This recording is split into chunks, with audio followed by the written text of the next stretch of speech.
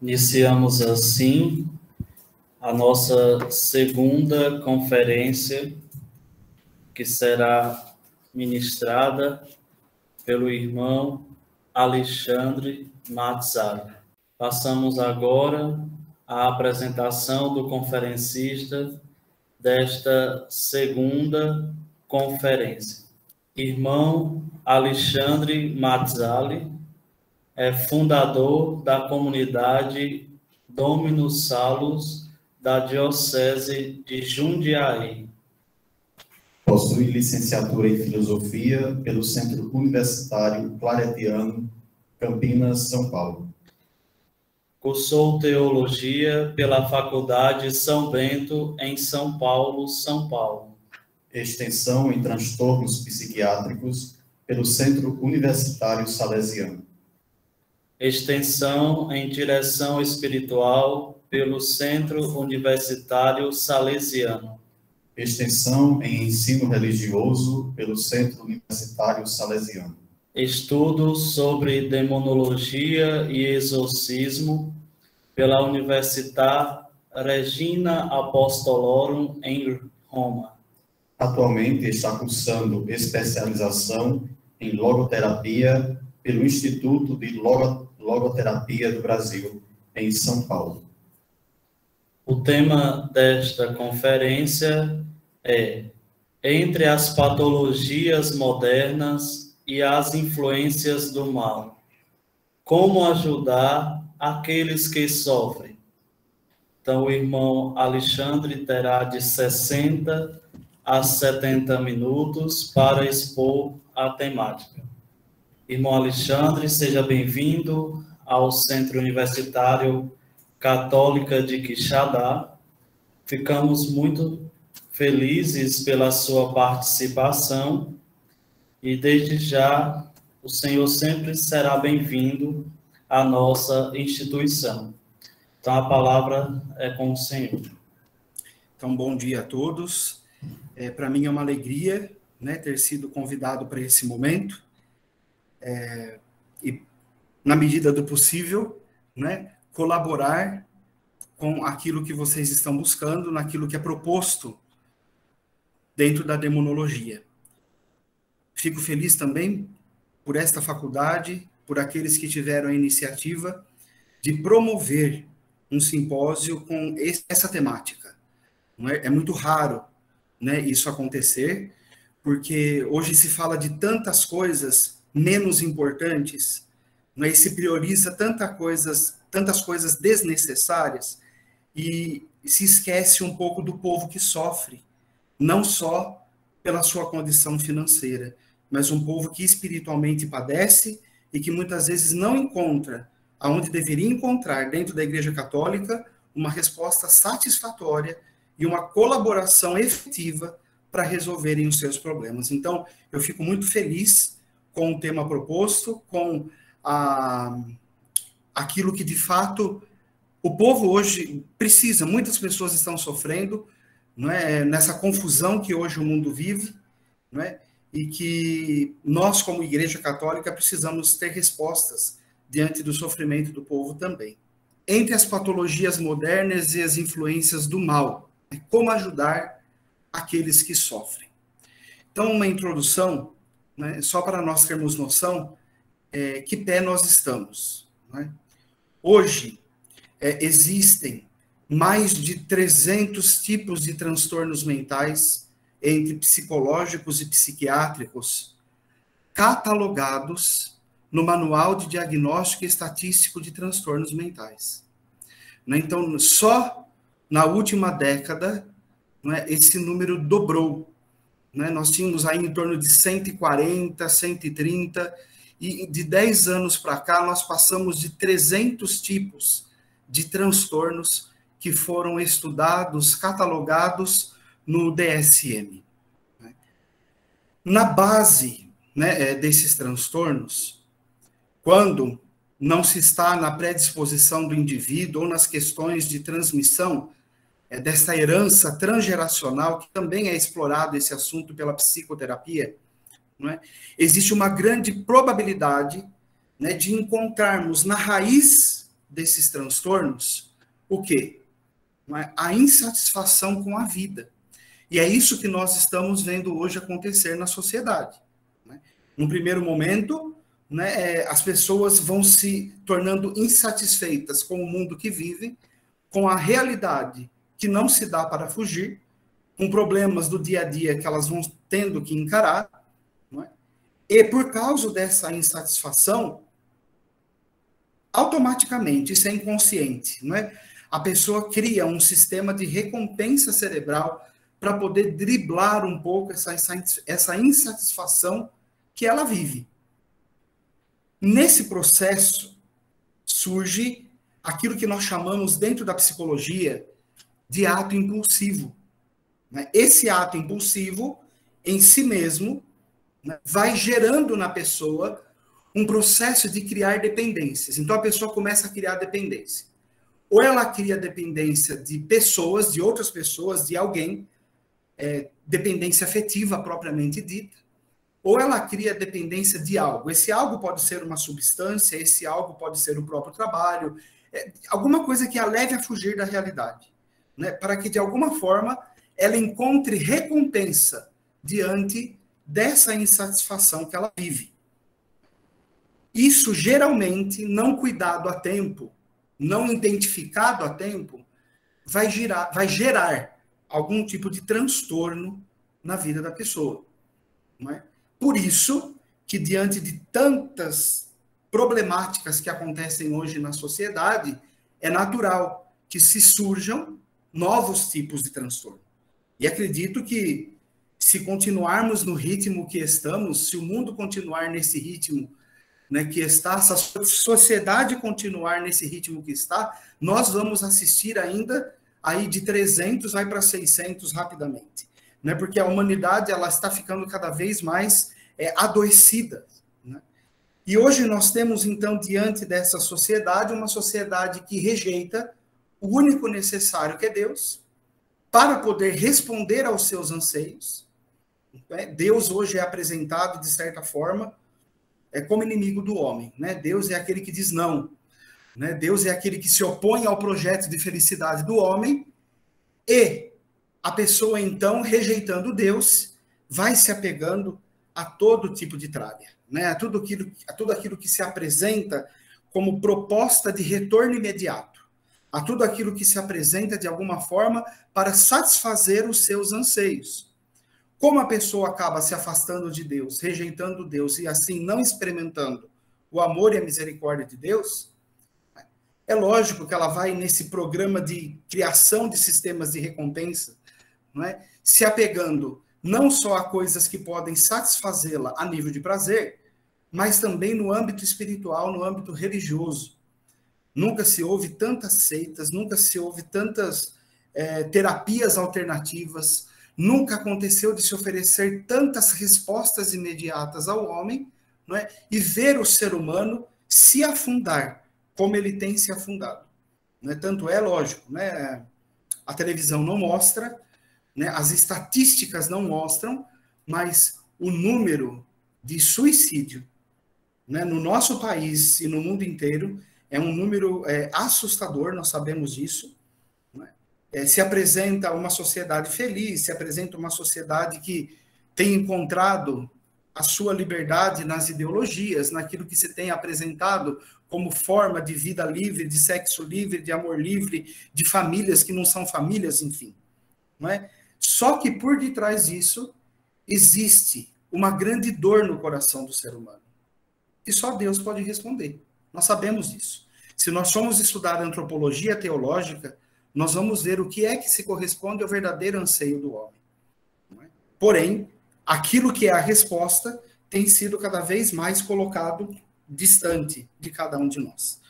Disso, nós podemos intuir, então, que por detrás de um transtorno pode existir um grave problema moral que adoeceu aquela pessoa.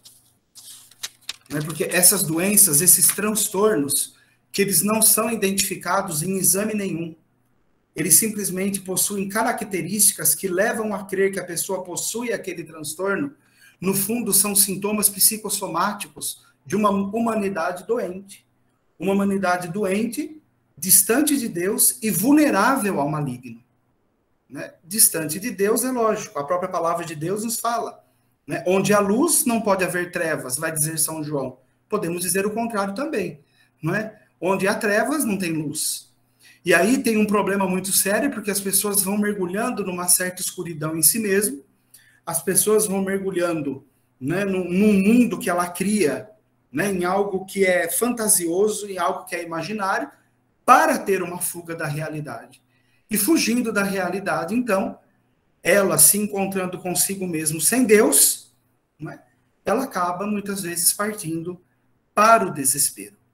Se há, então, um grave problema moral, nós teremos grande possibilidade de encontrarmos, por detrás desse transtorno, por detrás desse grave problema moral, um pecado grave.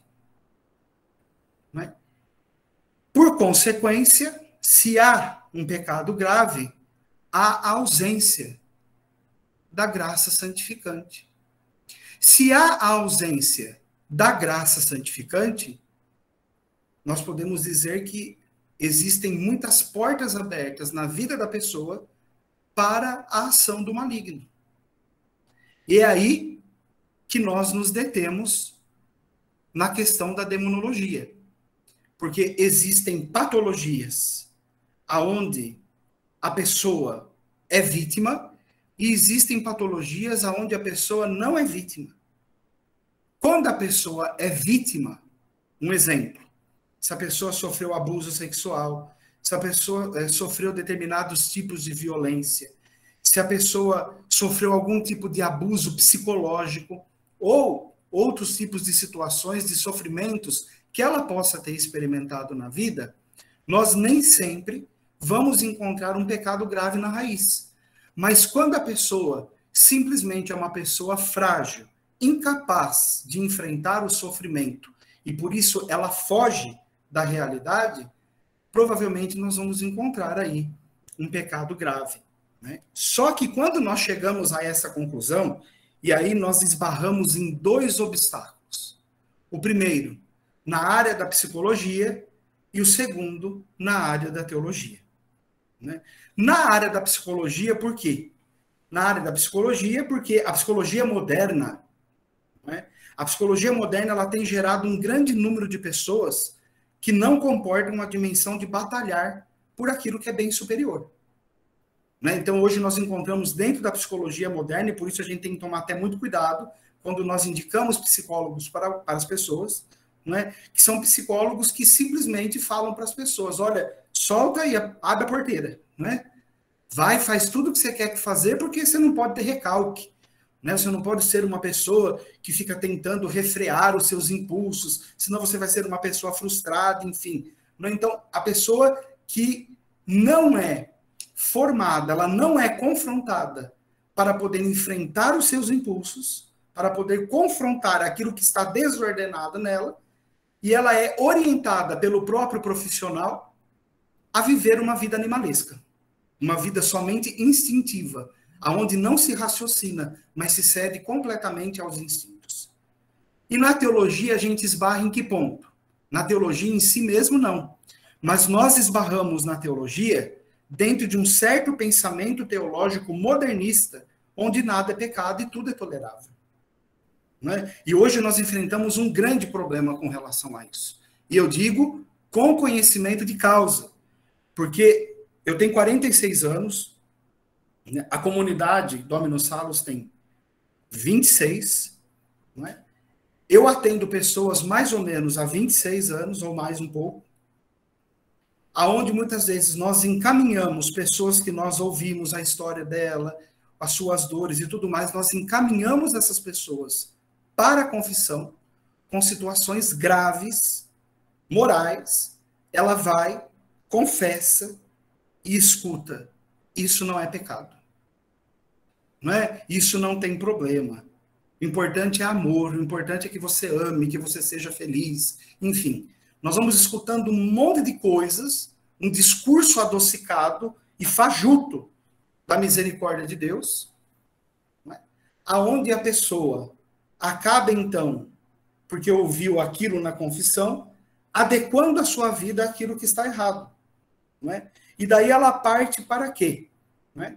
Ela parte justamente para a não vivência das virtudes, e aqui nós não estamos falando das virtudes teologais, nós estamos falando ainda das virtudes humanas, senso de justiça, senso de retidão, não é? Senso de no mínimo, de caridade, de fraternidade, não é? De coisas ainda que são humanas, que são mais básicas, mas que ela acaba simplesmente vivenciando, descartando esta realidade em ser um ser humano melhor. Né? E aí, então, a pessoa vai adoecendo de fato. Então, as pessoas elas vão se condicionando, o indivíduo ele vai se condicionando, né, àquilo que é animalesco. Cria um mundo ilusório e criando, se afasta, né, da fonte da cura, daquilo que de fato pode contribuir para que a pessoa possa viver de maneira equilibrada uma vida cristã, possa viver de maneira equilibrada o seu ser, né, a sua essência ontológica, né, aquilo que de fato ela é chamada a ser humano, dotado de instinto, sim, mas também dotado de razão, onde o instinto precisa passar pelo filtro da razão. Né? É racional a coisa. Se a pessoa ela ceder, né, simplesmente porque ela está sentindo aquilo, né, nós vamos encarar uma derrocada geral que, de certa forma, nós já estamos contemplando hoje, né, em determinadas situações e notícias que chegam a cada um de nós. Né? Para vocês terem uma ideia, há mais ou menos 3 anos atrás, eu atendi um transexual, né? Ele tinha feito cirurgia, tinha mudado para o sexo feminino, né, no seu corpo.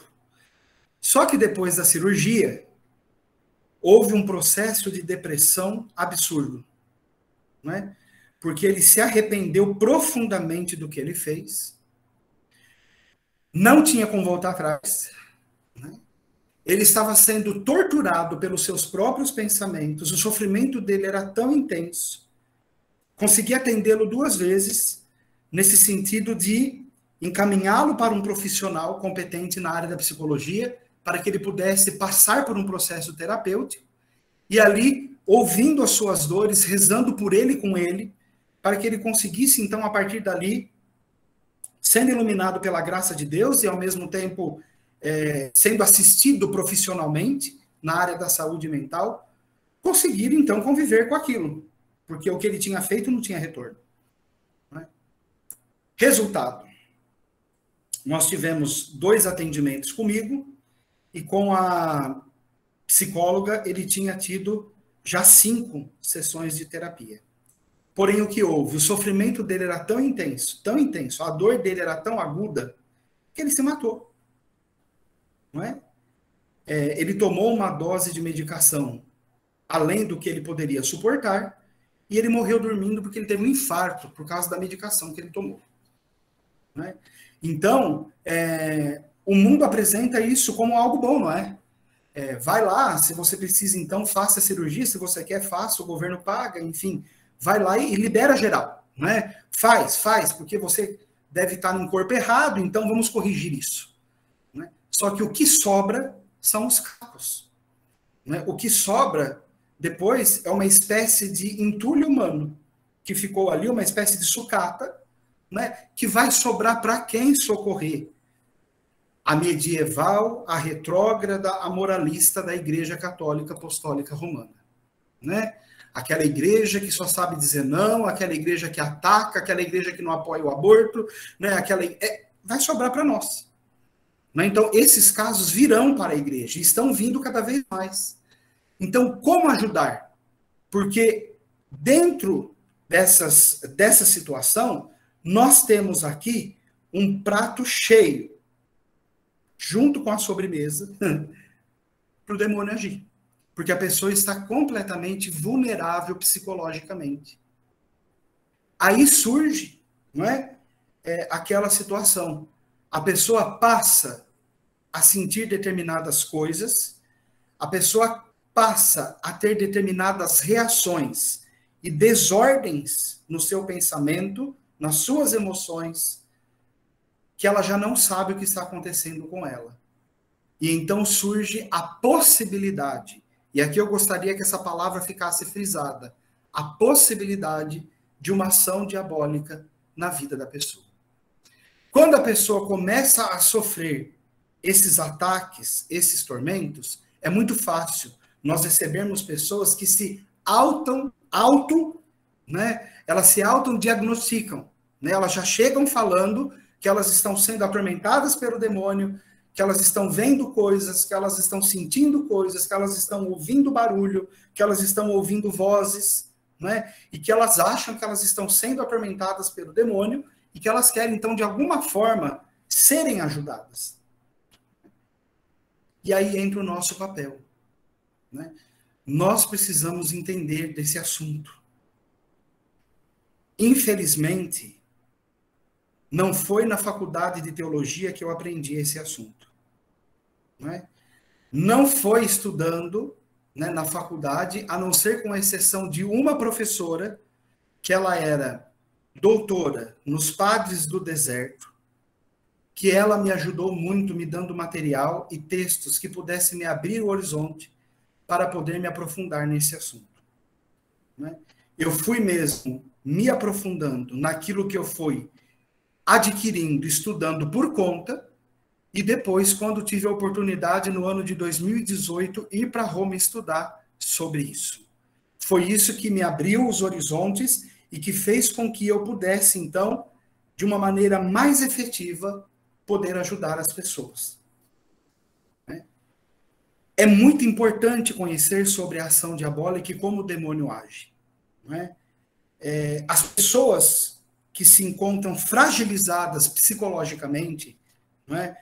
São pessoas que facilmente o demônio, sem encontrar resistência por parte da pessoa, age.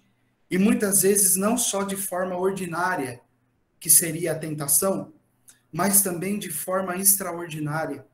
Não é?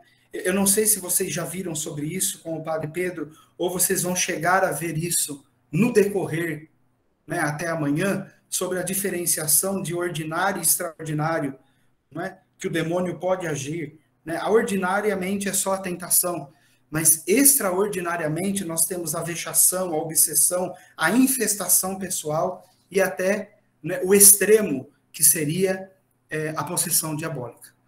Né? Então, lidando com essas situações, né, conhecendo essas situações, nós vamos contribuir para que a pessoa encontre uma ajuda adequada, tanto na igreja, encaminhá-las para quem de fato pode ajudar, né, ou indicar uma ajuda profissional. Né? Se a pessoa realmente está doente psicologicamente, se a pessoa possui características de determinados transtornos, né, aonde ali a pessoa também precisa ser assistida. É muito frustrante quando as pessoas vão a alguém da igreja, sendo sacerdote ou não, aonde a pessoa da igreja responde assim: eu não posso fazer nada por você. Você precisa de um psiquiatra ou de um psicólogo. Sim, muitas vezes a pessoa precisa de um psiquiatra, de um psicólogo, ela precisa até ser medicamentada. Às vezes a pessoa precisa até de um processo de internação, é fato, não é? Mas a pessoa precisa de uma assistência da nossa parte. E se nós não conhecermos as formas que o mal age, não é?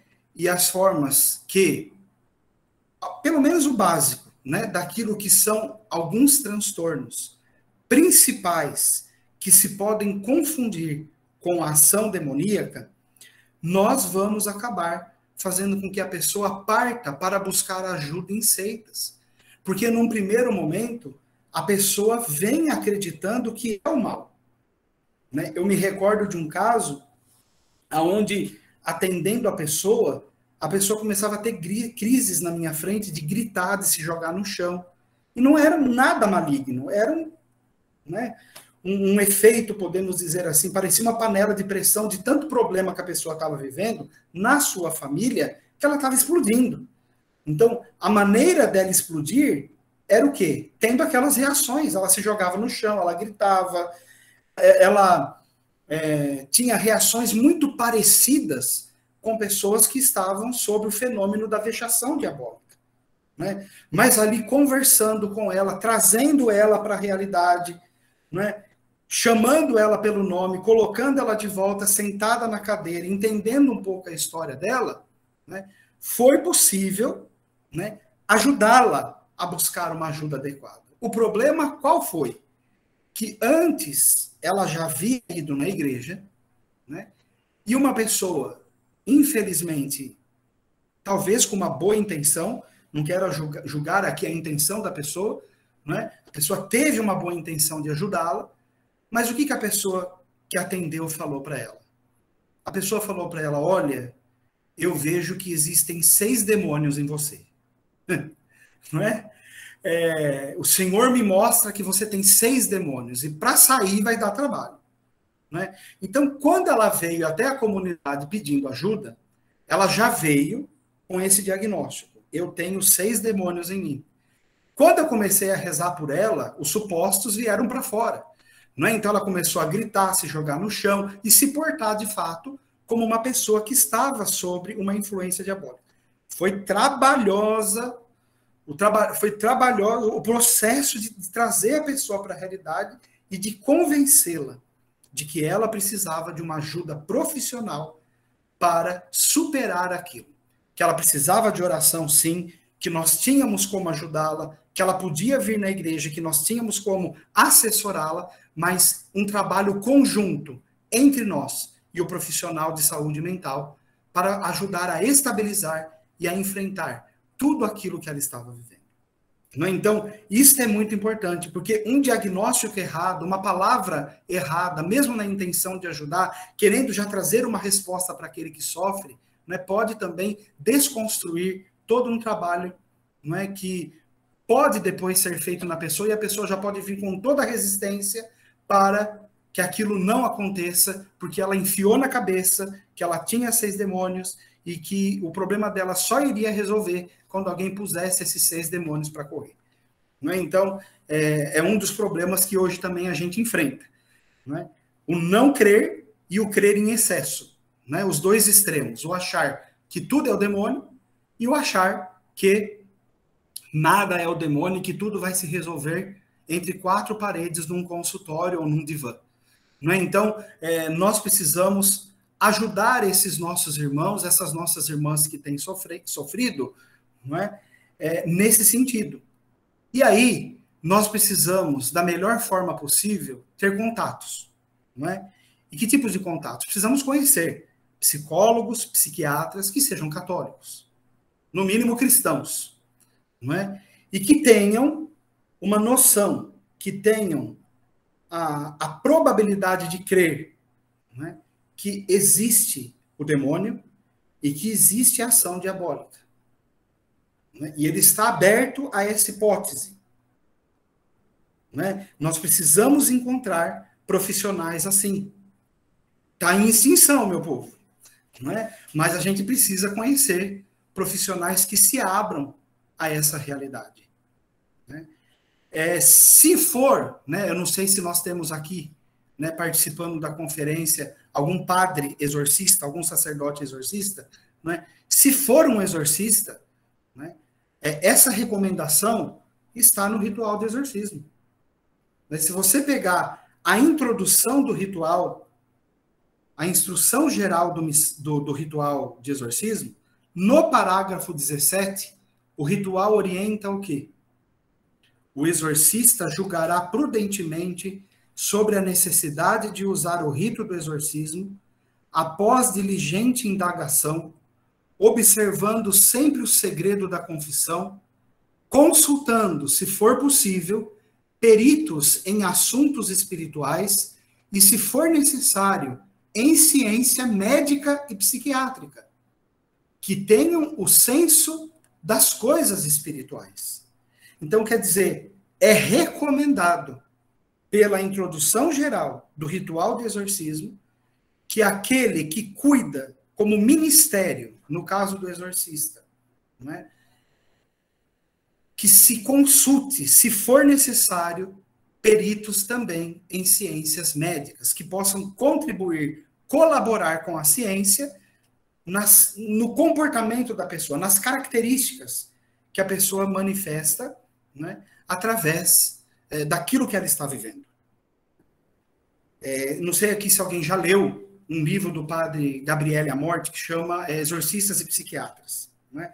Ali tem um caso muito curioso. Lógico, o padre Gabriele era um exorcista muito experiente, com renome internacional, né? Digamos assim que ele não devia muita satisfação. Então, o que ele fez?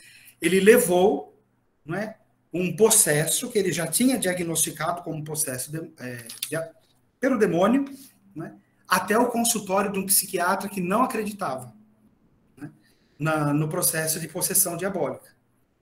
E no momento em que o psiquiatra estava conversando com o padre e com o suposto doente, né, eles estavam numa distância grande, a mesa era comprida. Então, entre o psiquiatra e o paciente, não tinha como ele alcançar o médico. Né? E no momento que o médico estava fazendo as perguntas para ele, sem ele sair do lugar, o braço dele foi até o psiquiatra, ele pegou o psiquiatra e socou o psiquiatra na cadeira. Né? O psiquiatra tomou um grande susto, porque nunca tinha visto aquilo acontecer. Né? Ele pegou, ficou em pé e falou para o padre Gabriele: olha, vai embora com essa pessoa, não quero nem saber de você trazer mais ninguém aqui, dos casos que você atende.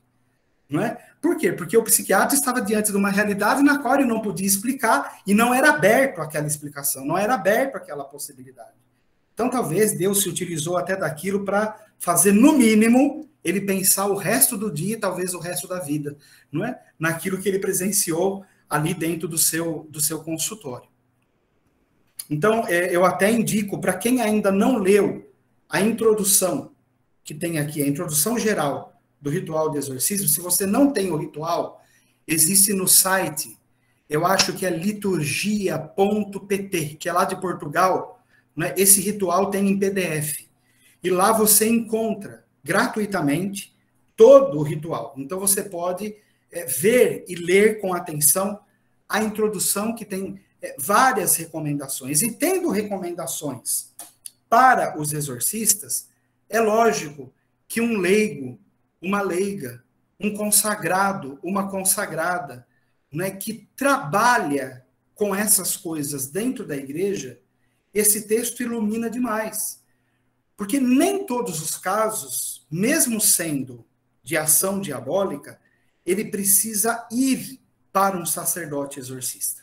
Pelo menos aqui na Diocese de Jundiaí, nós temos 2 padres exorcistas. E nós mandamos para os padres, segundo a recomendação do próprio bispo, aqueles casos que nós filtramos para ir para o sacerdote exorcista. Senão o padre não dá conta. Não é? Os leigos, os consagrados, aqueles que têm formação específica para isso, eles ajudam a fazer um processo de filtro e até um processo de libertação quando os casos são mais leves. Então, se é um caso de vexação, de obsessão, ou até somente de tentação mais persistente, existem formas dos leigos contribuírem. Existem formas, existem orações específicas que os leigos podem ajudar rezando com essas pessoas. Por exemplo, determinadas ladainhas, né? Recomendações que nós podemos fazer de confissão frequente, de comunhão frequente, não é? De uso dos sacramentais, que nós podemos ir indicando aonde onde há uma ação diabólica, o demônio vai perdendo a sua força. O demônio vai perdendo a sua maneira de agir, ele vai perdendo as suas táticas, porque ele vai enfraquecendo, e a pessoa vai, graças a Deus, voltando a ter uma vida normal, né? Sem precisar diretamente passar pelo ritual de exorcismo, que é algo mais dramático, a gente pode dizer assim. É algo mais incisivo, né? Uma coisa mais imprecatória, e que não é necessário. Existem meios mais suaves quando a ação do maligno não é tão intensa e que todos nós podemos colaborar.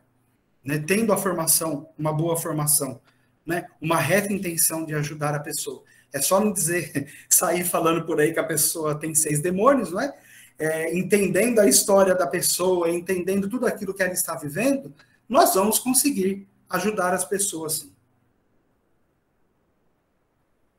Porém, chamando atenção novamente para a introdução, né, geral do ritual de exorcismo, existe algo ali que o ritual não contempla, tá? Que é o quê? A coexistência na mesma pessoa da patologia e do ataque maligno. Não é? Porque às vezes nós falamos assim, nós vamos discernir a pessoa de fato está sendo atacada pelo maligno ou ela precisa de uma ajuda profissional porque o que ela tem é um tipo de transtorno, não é? Ou até uma doença mais específica como esquizofrenia ou outros tipos de patologia. O problema é, e quando existem as duas coisas? Porque um doente não está impedido de ser atacado pelo mal. E uma pessoa que está sendo atacada pelo mal, ela não está impedida de ficar doente. Não é? Então, pode acontecer as duas coisas na pessoa. Quando isso acontece, é muito mais complexo. Porque aí você vai ter que lidar com as características da patologia, do transtorno, e você vai ter que lidar com aquilo que são os sinais, digamos assim, né? Aquilo que as reações que a pessoa vai apresentando da própria ação diabólica na vida dela. Então, isso pode coexistir na pessoa. Existem, em especial, 2 tipos de transtorno, que nós vamos aqui falar deles 2, né? Aonde isso é muito comum acontecer. Né? Eu conversava com um psiquiatra conhecido meu, que ele é de Santo André, né? Aonde ele dizia, né, como psiquiatra, né, que ele já tinha percebido na vida dos pacientes, principalmente nesses 2 transtornos, que quando a pessoa ela vai desenvolvendo uma vida de oração, uma vida sacramental, esses transtornos vão perdendo a sua eficácia, o seu alcance na vida da pessoa. Então, quais seriam esses 2 transtornos? O primeiro, chamado transtorno de personalidade limítrofe, também conhecido como transtorno borderline. Não é? E um outro transtorno, chamado de transtorno satiríaco. Não é? Esses 2 tipos de transtorno, e eles estão hoje, podemos assim, se nós fôssemos fazer um gráfico, são os 2 que estão ali como campeões, sendo identificado hoje na vida das pessoas. O borderline mais característico em mulher, e nas mulheres que tiveram abandono paterno. Então, as mulheres que na sua infância, na sua pré-adolescência, não tiveram a figura paterna, existe uma grande probabilidade dela desenvolver esse tipo de transtorno, não é? E nos homens, o transtorno satiríaco, que está ligado diretamente à compulsão sexual, não é? E o psiquiatra me dizia, não é, que quando as pessoas conseguem desenvolver a oração e combater com a oração, junto com o processo terapêutico, esses transtornos, não é? O que vai acontecendo? Esse transtorno, ele vai baixando,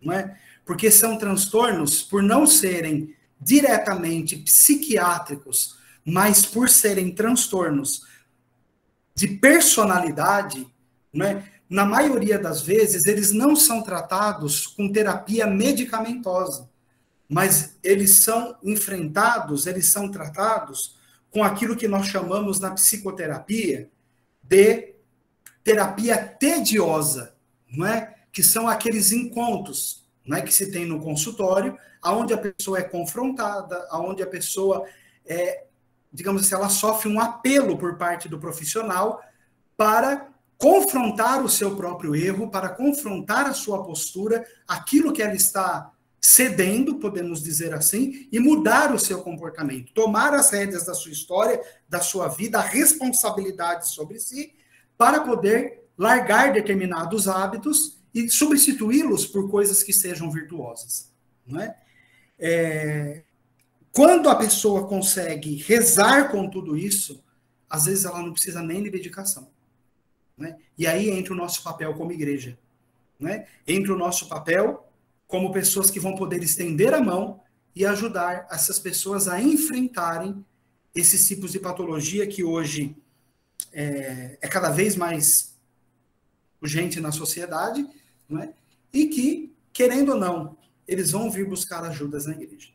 Né? Então, aí entra uma colaboração mútua entre a teologia e a psicologia ou psiquiatria. Porém, é necessário nós abrirmos mão e termos consciência de duas coisas. Não é? O sacerdote, ele não é perito em saúde mental, a não ser que ele tenha uma formação específica para isso. Né? O psiquiatra ou o psicólogo, ele não é perito em teologia, a não ser que ele tenha uma formação específica para isso. Né? As duas ciências, tanto a psiquiatria como a teologia, não são ciências exatas. Nós trabalhamos com indícios, com possibilidades, com características. Não é? Então, é muito difícil nós batermos um martelo e fecharmos um diagnóstico por nós mesmos.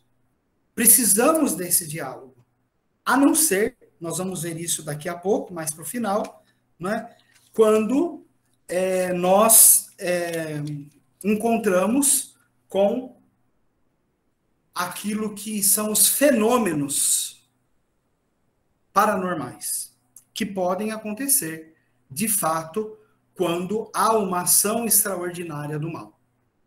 Não é? Nós vamos ver aí, quando eu tive a oportunidade de estar em Roma, né, vários sacerdotes falaram daquilo que eles enfrentaram, né? Inclusive um dos principais exorcistas que deu aula para nós, lá no curso, um sacerdote dominicano, não me lembro agora o sobrenome dele, mas o primeiro nome é Padre François, não é? Ele dizia que estava encontrando cada vez mais dificuldade, né, de formar novos padres exorcistas, porque no meio desse processo de formação, quando os padres começavam a acompanhar os exorcismos, os padres fugiam, eles não voltavam mais. Porque ali na cena do exorcismo, durante o ritual, eles viam tudo aquilo que eles jamais imaginavam ver na vida. Então, eram coisas terríveis, coisas amedrontadoras. Pessoas que, na hora do ritual, ficavam com uma força extraordinária, pessoas que chegavam a aumentar o tamanho, pessoas que mudavam o rosto com fisionomias animalescas, pessoas que mudavam a cor da pele, pessoas que ficavam na hora do ritual verdes, azuis, né? Pessoas que ficavam com placas de sangue no olho, pessoas que chegavam a crescer na hora do exorcismo, um pouco de focinho. Enfim, a violência que acontece por parte do demônio, a reação diante do ritual de exorcismo, por causa dos fenômenos paranormais, elas são assustadoras. Né? E por isso essa dificuldade, porque os padres se deparavam com aquela cena na hora do exorcismo e depois ligavam para ele dizendo, olha, não é para mim. Né? Eu não vou continuar, eu não vou prosseguir no treinamento, porque eu não consigo lidar com essa situação. Né? Eu não consigo enfrentar isso. Né? Então, isso é muito comum acontecer. E ele se queixou disso lá em Roma, né, fazendo esse apelo, né, porque ali tinham representantes do mundo inteiro, né, gente de todo lugar fazendo o curso, e ele disse, nos ajudem nesse sentido, né, ajudar os padres a enfrentarem aquilo que eles vão ver lá, né, porque são coisas de fato que podem assustar. Né? E indo já, né, para uma certa conclusão, né, daquilo que nós estamos vendo, nós temos ainda algumas questões finais. A primeira é uma questão que precisa ser levada em consideração, que é a questão da falsa enfermidade. Né? O que seria a falsa enfermidade? A pessoa ela tem todas as características, todos os sintomas de uma determinada doença. Não é? Porém, essa doença é uma doença que ou ela não é diagnosticada, vamos supor, a pessoa começa a aparecer um tumor. Ela vai fazer exame, esse tumor não é acusado no exame. Está lá, está todo mundo vendo, não é? Mas a pessoa não consegue, o médico não consegue diagnosticar o que é aquilo, não aparece no exame. Eu vou dar um exemplo. Um sacerdote encaminhou uma pessoa para nós, há um tempo atrás. Ela era catequista, ela é catequista, né? E, não, pasmem, né? Pasmem. Uma outra catequista, que se interessou pelo marido dessa catequista, né? Foi atrás de uma pessoa que trabalhava com voodoo para fazer um voodoo para essa catequista, para que ela se separasse do marido e depois essa outra conseguisse ficar com o marido dela.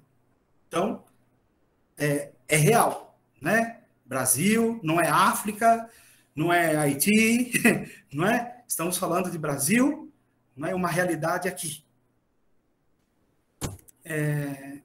Essa pessoa descobriu porque a própria catequista que fez o mal ligou para ela e falou: tá gostando do que eu te mandei? Não é? O seu marido vai ser meu.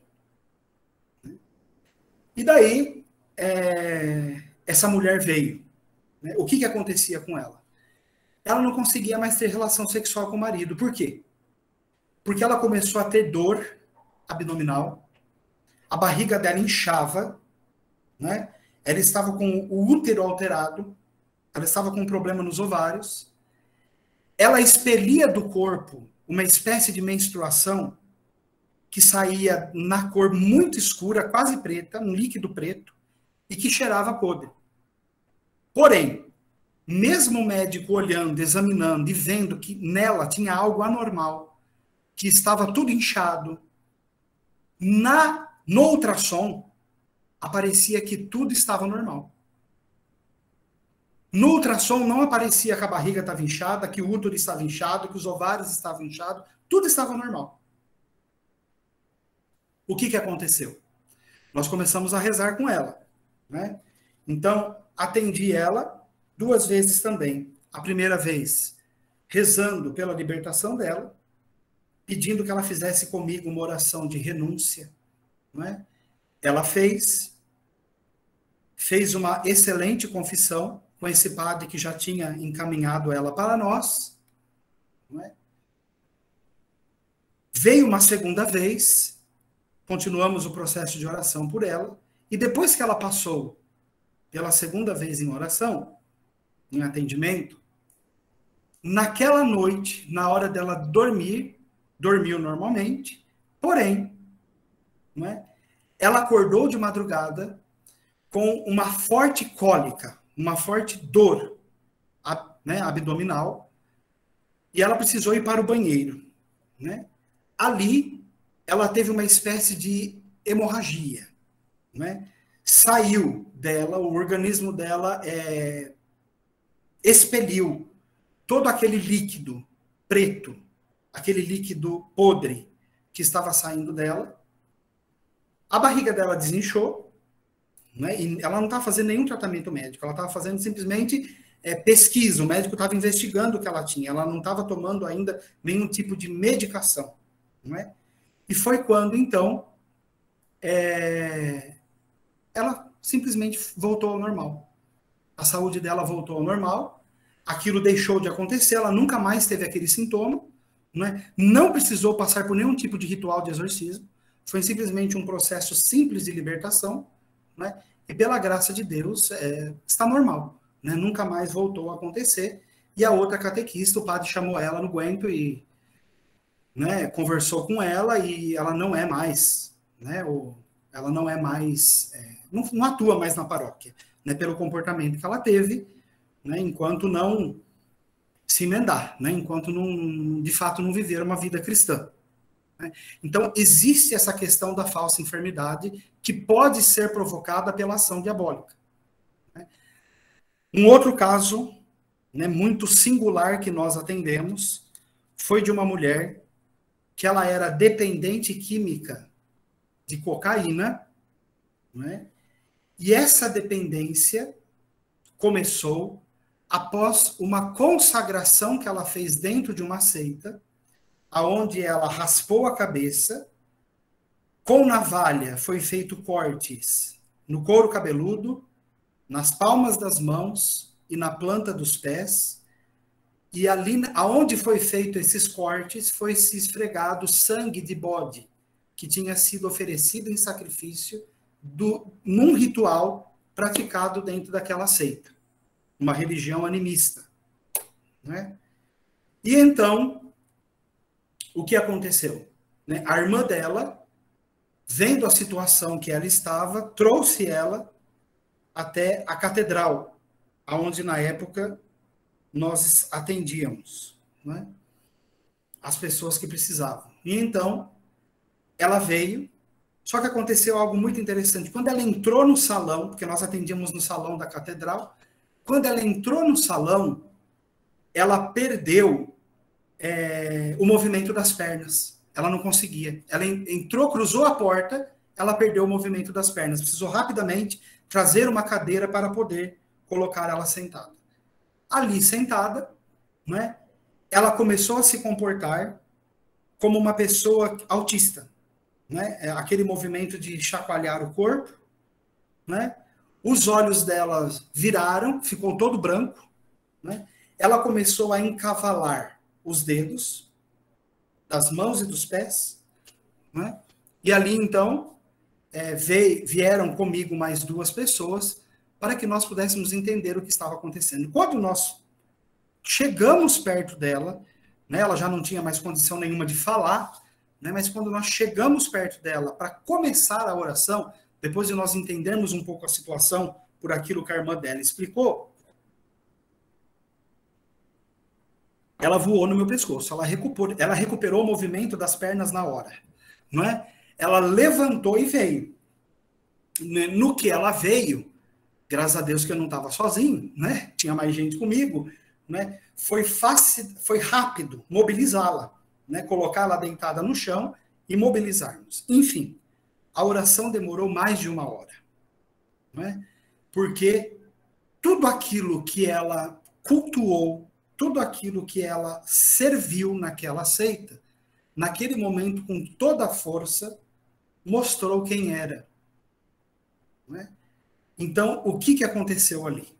Né? Um processo de libertação começou ali, foram vários atendimentos, várias vezes que ela voltou, sendo acompanhada por nós, junto com um sacerdote. Ok. Acontece que no final da oração, aquilo que estava ali se manifestando, né, olhou para nós e disse assim: olha, eu vou sair, mas eu estou deixando um presentinho para ela. E ali parou, cessou a manifestação, né?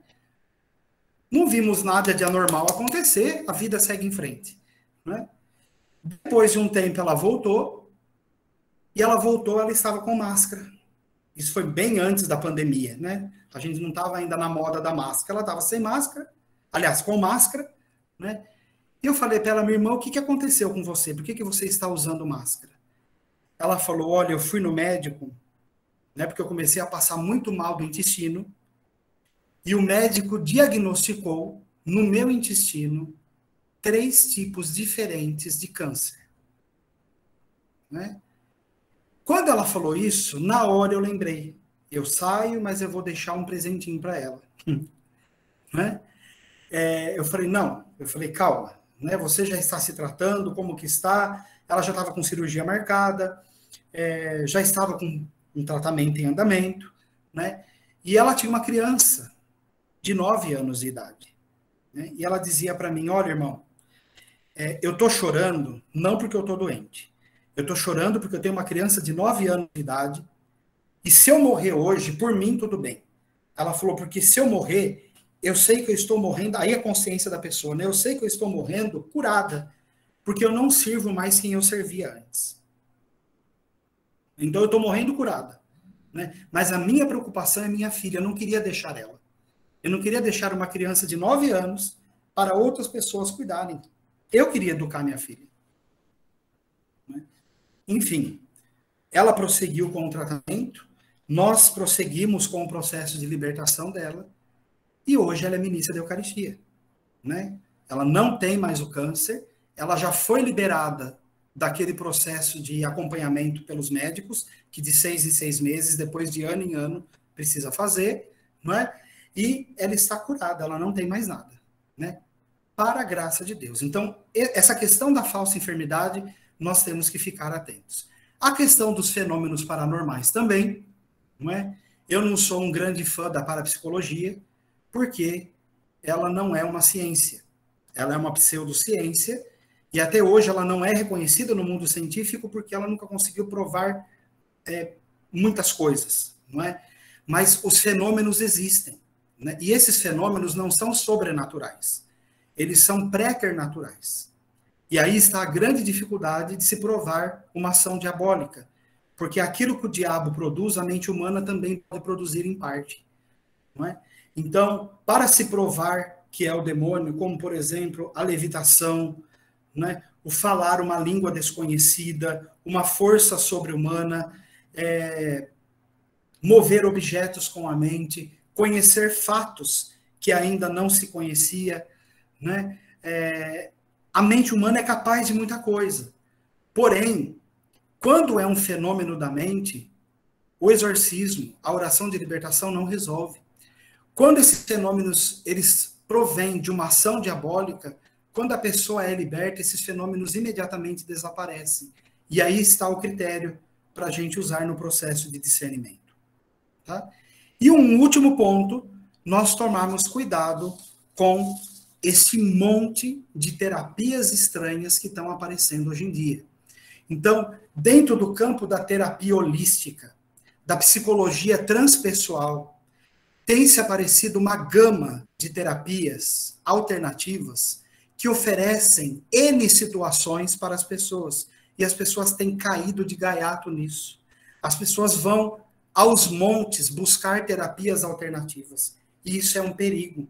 Não é? Entre as principais hoje, nós temos a constelação familiar, que é um perigo. Nós temos o reiki, que é um perigo. Nós temos a radiestesia, que está ligada à bioenergética, que é um perigo. Tá? E nós temos hoje algo que não é propriamente uma terapia, mas é uma linha de pensamento, que são os coachings, que também é um perigo.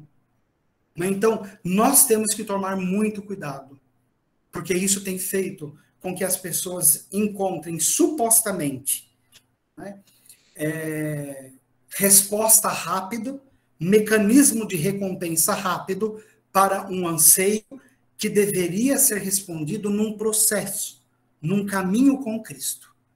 E elas vão acabar, então, descartando Deus, colocando Deus em segundo e em terceiro lugar na sua vida, e vão acabar caindo num abismo lá na frente, e muitas vezes, dependendo do grau que a pessoa entrar,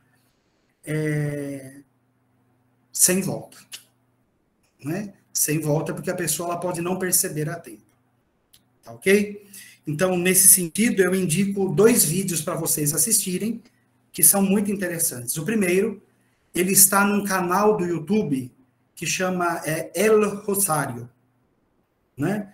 Ele não tem legenda, mas como a fala é em espanhol, dá para a gente entender muito bem, que chama Terapias Alternativas e o Perigo Oculto por Detrás. Né? Então, vocês procurem esse documentário, que ele foi produzido pela igreja na Espanha, e é muito, muito, muito precioso para a gente poder entender um pouco sobre isso. E um outro documentário, não sei se vocês já ouviram falar, que chama O Misterioso Caso de Judith Winstand. Né? O Misterioso Caso de Judith Winstand. É um caso real que aconteceu nos Estados Unidos, onde o próprio governo norte-americano reconheceu como possessão diabólica. O próprio governo reconheceu. né? Essa pessoa ficou internada num instituto de parapsicologia e eles perderam completamente o controle sobre a situação, não é? Porque eles tentaram domesticar algo que, na verdade, foram eles os domesticados, não é? E aí aconteceu, então, uma grande confusão e aconteceu até mesmo assassinato, suicídio no meio de todo esse processo. Então, é complemento, material complementar, para vocês poderem entender um pouco mais e crescer, né, no conhecimento sobre esse assunto. Acho que, da minha parte, fica por aqui. Não sei se tem alguma questão, alguma pergunta. Irmão Alexandre, parabéns pela exposição do tema. Nós que fazemos a Uni Católica, agradecemos a sua disponibilidade e a temática foi muito bem abordada, tanto é que surgiram várias perguntas, ou seja, várias inquietações. Então, o tema cumpriu o seu objetivo, que é instigar os nossos discentes, como também aqueles que não pertencem à instituição, sobre a temática da demonologia. Então, vamos a algumas perguntas que surgiram. Damião Júnior está nos perguntando. A questão psicossomática, como podemos fazer a diferenciação com a realidade espiritual?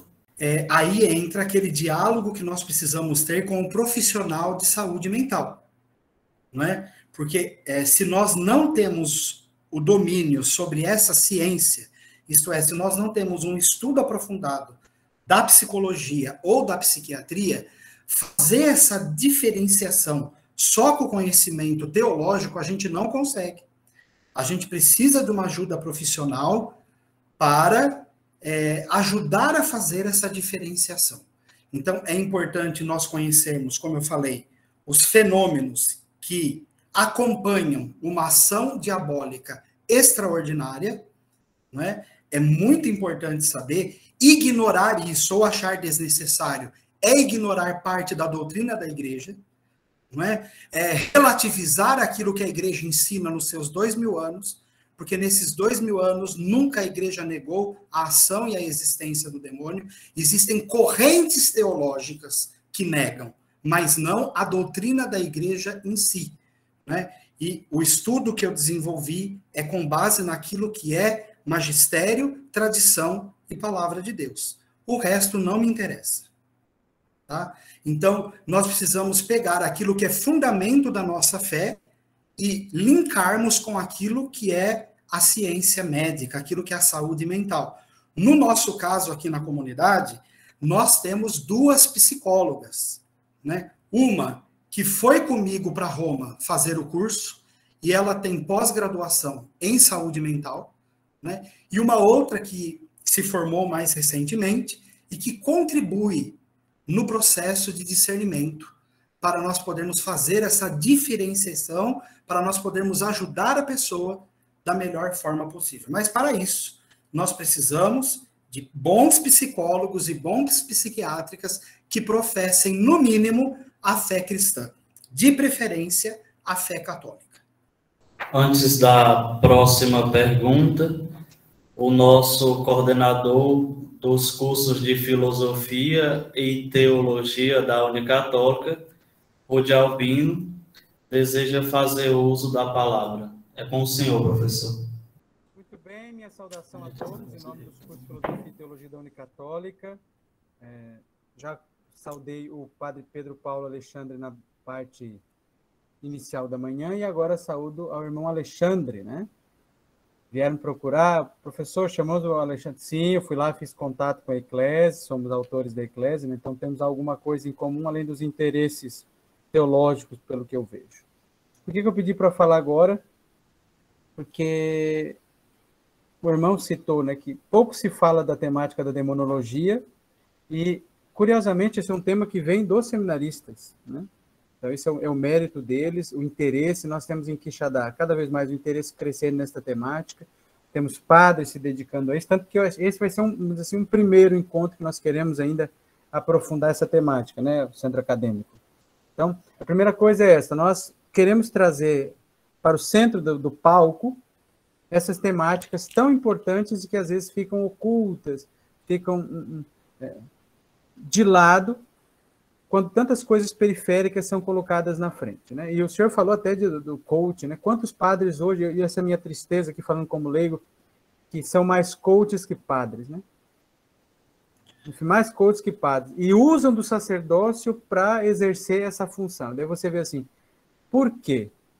Por que relegar o ministério, vamos dizer assim, preciosíssimo que a igreja tem, ministério sacerdotal, em favor de terapias, entre aspas, alternativas aqui, sem qualquer tipo de comprovação?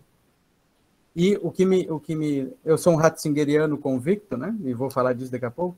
Bento XVI dizia, o Ratzinger dizia que a igreja existe para impedir o avanço do inferno sobre a terra. Ele disse exatamente essa expressão. Então, acho que este evento quer trazer isso à baila. E eu pedi a fala também, primeiro de tudo, para agradecer todos que são da Unicatólica e todos de fora que estão participando, depois as coisas virão, os agradecimentos do próprio centro acadêmico, mas eu quero citar o Ratzinger a partir do que o senhor disse, irmão. Porque hoje não se fala mais demônio, e sobretudo depois do Vaticano II, parece que o demônio não existia mais, né? Parece que depois do Vaticano II, todo mundo se livrou do demônio, né? Mas isso, o Ratzinger disse em 1984, apesar, isso está aqui nesse livro, já vou aproveitar e fazer um merchan, porque tem bastante gente aqui, esse livro, A Fé em Crise, o cardeal Ratzinger se interroga. Apesar do que dizem certos teólogos superficiais, o Ratzinger falando, o demônio é, para a fé cristã, uma presença misteriosa, mas real, pessoal, não simbólica. Olha aqui. É uma realidade poderosa, o príncipe deste mundo, como chama o Novo Testamento, que mais de uma vez recorda a sua existência. É uma liberdade maléfica e sobre-humana, oposta de Deus, como mostra uma leitura realista da história, com seu abismo de atrocidades sempre renovadas e não explicáveis apenas pelo homem. Este, sozinho, não tem força de se opor a Satanás, que não é um outro Deus. Unidos a Jesus, temos a certeza de vencê-lo. Depois ele vai falar muito mais coisas aqui, né? Então, só para dizer que esse evento que o Centro Acadêmico promove está nessa luta de trazer à baila esses temas que a teologia esqueceu e acabou simbologizando, né? Tudo é símbolo, né? O demônio é o símbolo do mal.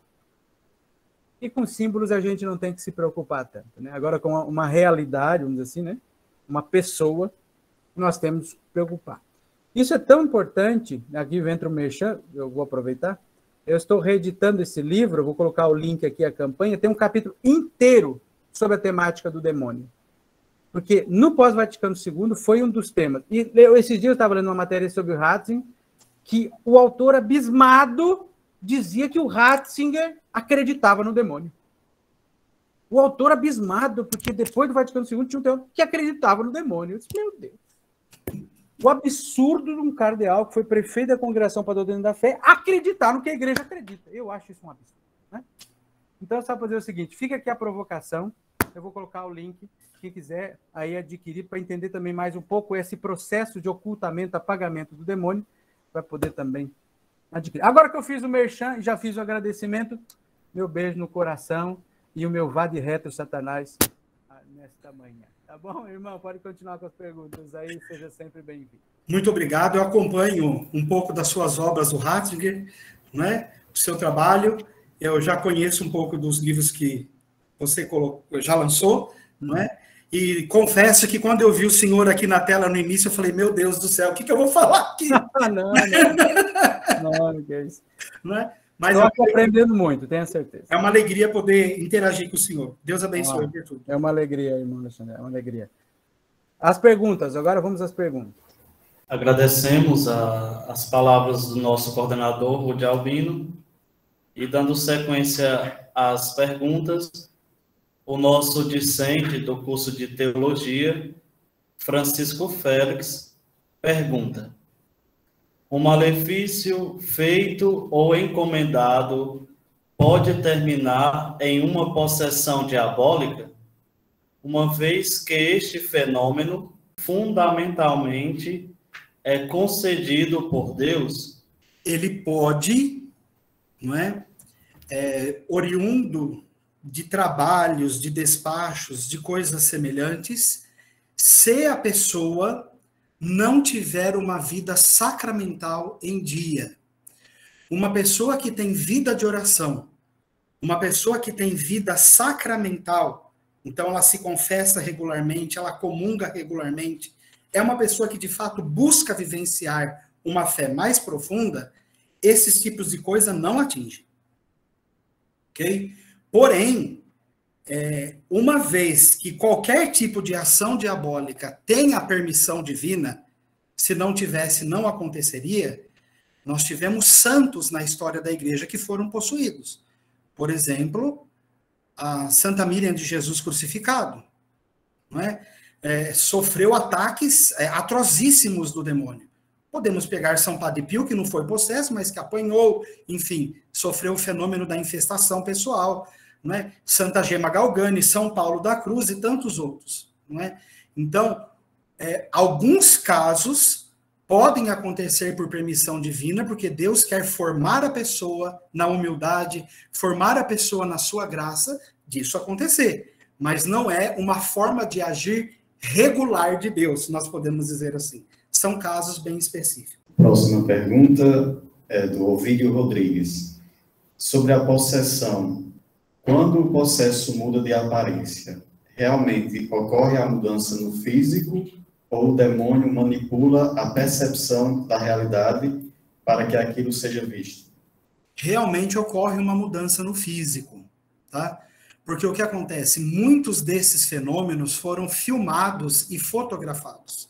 Se fosse só percepção, os aparelhos não registrariam, porque seria só a pessoa que está ali vendo aquilo de maneira diferente. Né? Porém, os grandes exorcistas, os que de fato se dedicam e colaboram com o estudo da demonologia, geralmente eles captam essas imagens em câmeras, né? Ou os ruídos em gravadores. Né? Então, de fato, há uma alteração. Né? Houve um caso aqui no Brasil, eu vou dizer o milagre, mas não vou dizer o santo, tá bom? Não vou dizer onde foi, né? Onde houve um exorcismo que foi filmado, né? No momento do exorcismo, a pessoa começou era um homem que estava sendo exorcizado, a barriga dele começou a crescer, na região do umbigo se abriu um corte e o intestino dele veio para fora.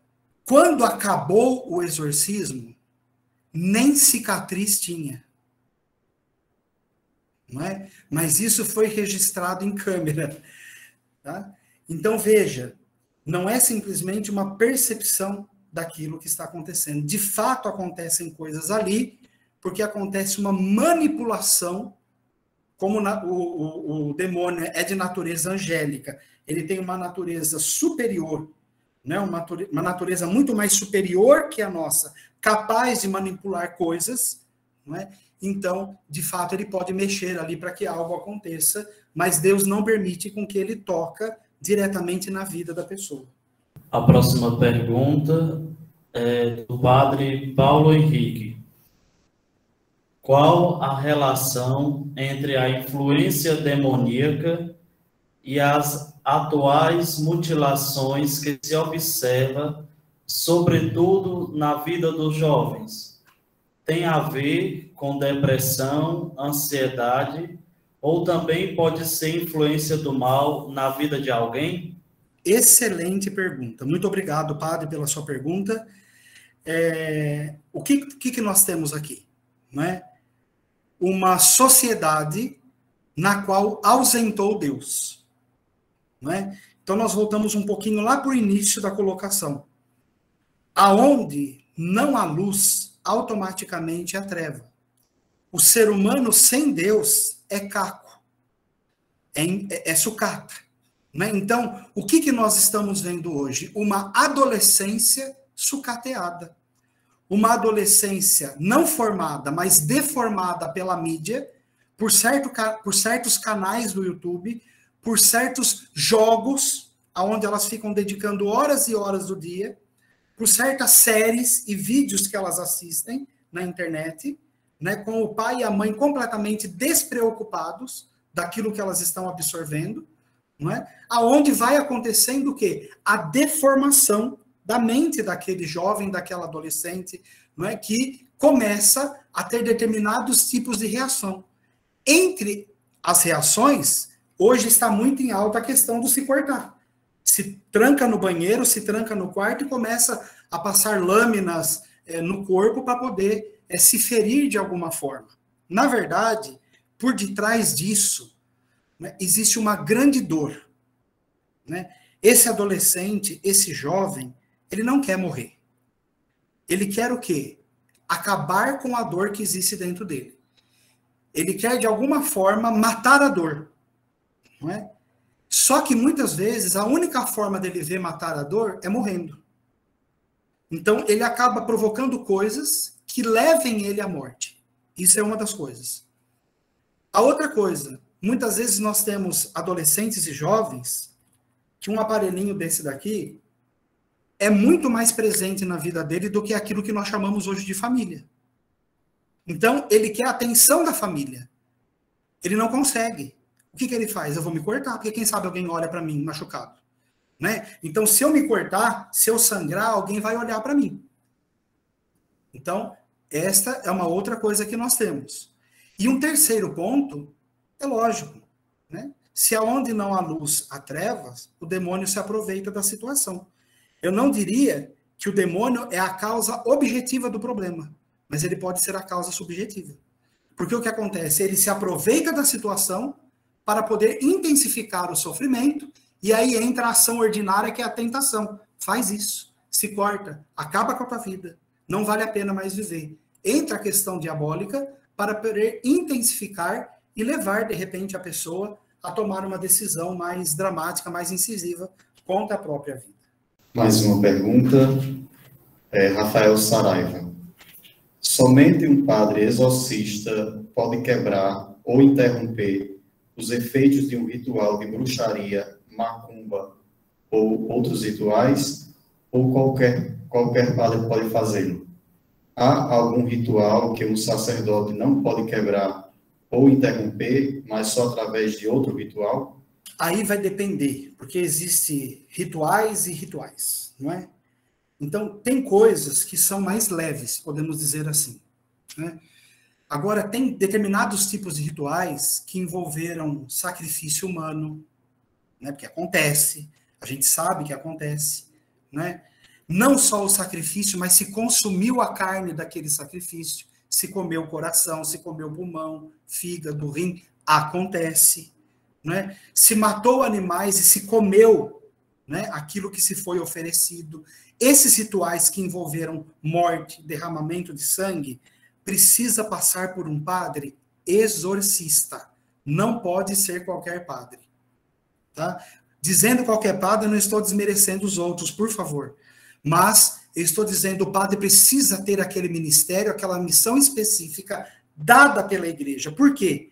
Porque se ele não tem o ministério, ele está muito mais suscetível à vingança que o demônio manifesta depois. Então é para proteger o padre. Não é que ele não deve colocar a mão aonde ele não tem aquela função dada pelo bispo. Porque depois o tiro pode sair pela culatra. Né? O negócio pode explodir na cara dele, e como ele não tem a missão dada pela igreja para realizar aquilo, ele não vai ter a proteção da igreja. Ele não tem aquele envio dado pela igreja. Então, é muito perigoso. Agora, existem determinados tipos também de trabalhos, de despachos, de coisas que são encomendadas, que são mais leves. Né? E isso, aí sim, qualquer sacerdote que tenha a devida preparação, que conhece um pouco desses assuntos, pode lidar, mas não só sacerdotes, leigos que vivem uma vida de santidade, que têm conhecimento no assunto, também podem colaborar de maneira incisiva, decisiva, para ajudar no processo de libertação das pessoas. Irmãos religiosos, irmãs religiosas, os leigos de forma em geral, podem muito contribuir se tiverem a devida preparação. Ah, faltou uma parte da pergunta, desculpa. Se tem determinados tipos de rituais que o padre não consegue. Né? Olha, para não conseguir só se Deus, né, para purificar a pessoa, quer que os efeitos daquilo ali fiquem. Tá? Porque a autoridade da igreja, que é a autoridade apostólica, ela enfrenta qualquer tipo de ação, qualquer tipo de ritual, tudo que possa ter sido feito contra a pessoa como forma de malefício, pela autoridade da igreja, pelo padre exorcista ou pelo bispo, né, isso pode ser quebrado. Agora, existem alguns casos raros que a pessoa permanece sob os efeitos. Esses casos, geralmente são casos onde a pessoa não é simplesmente uma vítima, mas aonde ela, sabendo que aquilo era demoníaco, sabendo que aquilo era mal, ela falou, eu mesmo assim vou buscar. Só que num determinado momento ela se arrependeu e quer sair. Não é? Então Deus, na sua pedagogia, às vezes ele deixa, como parte do purgatório. Não é? Então, a pessoa vai ser purificada aqui, esses efeitos vão continuar. Como, por exemplo, a pessoa pode continuar possessa pelo demônio até a morte, e a libertação dela plena ser de fato a sua morte e ela ir definitivamente para Jesus Cristo. A próxima pergunta é do padre Dalmi Cornélio. O que dizer da falta de zelo com a linguagem para não destratar muitos irmãos e irmãs que dentro da igreja praticam tais abordagens da psicologia holística? É de salutar importância ajudar sem perder a pessoa. Para nós ajudarmos sem perdermos as pessoas, nós precisamos entrar com um processo de evangelização e formação que dê condições das pessoas adquirirem consciência daquilo que é certo e errado. Porque nós precisamos mostrar para as pessoas que estão errado, não muitas vezes dando aquelas respostas curtas. Por que é errado? É errado porque é errado. Não. É errado porque isso daqui confronta isso daqui. É errado porque isso daqui manipula a liberdade das pessoas. É errado mostrar na doutrina, mostrar na palavra de Deus, mostrar aonde que está errado. Agora é lógico. Se a pessoa não quer mudar, se a pessoa se fechar somente no seu ponto de vista e ela não quiser saber da verdade, nós precisamos escolher, né? Entre ajudar aquela pessoa que não quer sair do erro ou, de repente, ajudar aquele monte de ovelhas que pertence à sua paróquia e que está sendo induzida ao erro por aquela pessoa, né? E, às vezes, nós temos que optar em ajudar um grupo maior de pessoas se aquela uma não quiser ajuda. Porque se ela não quiser, se ela não se abrir, né, como já aconteceu por aqui também, né, de pessoas serem confrontadas, nós atendemos aí não faz muito tempo, né, pessoas que eram envolvidas com coaching, que nós mostramos, olha, você percebe que isso daqui está errado? Ela falou, eu percebo, mas eu não quero sair. Né, eu quero continuar aqui porque eu estou ganhando muito, né, é o meu trabalho hoje, se eu largar isso hoje, eu não tenho para onde correr. Infelizmente, a pessoa se afastou porque ela não quis sair daquilo. Nós apresentamos diversas alternativas e a pessoa não quis, não é? Infelizmente, é a liberdade, a gente não tem como amarrar a pessoa na paróquia, não é? Mas oferecendo uma boa formação, algo que de fato pode levar ao esclarecimento e que tem uma base não só teológica, mas também científica, né? Pessoas que são capacitadas para, de repente, dar uma formação e que consiga desmontar, desconstruir aqueles argumentos que a pessoa usa para apoiar aquilo que ela pratica ou crê. Não é? Isso é muito importante, porque isso abre os olhos dos outros e faz com que as pessoas mudem, de fato se convertam àquilo que é a verdade de nosso Senhor Jesus Cristo. Então, mais uma pergunta agora do Carlos Freitas. É arriscado direcionar, em primeiro caso, pessoas para a área psicológica antes de uma análise espiritual? Depende do psicólogo, não é? Se você vai direcionar para um psicólogo, de repente, que você já confia, que já, de repente, desenvolve com você um trabalho em conjunto, não é arriscado. Tá? Agora, de sopetão, mandar para um psicólogo, uma psicóloga, que a gente desconhece a linha, os métodos, não é?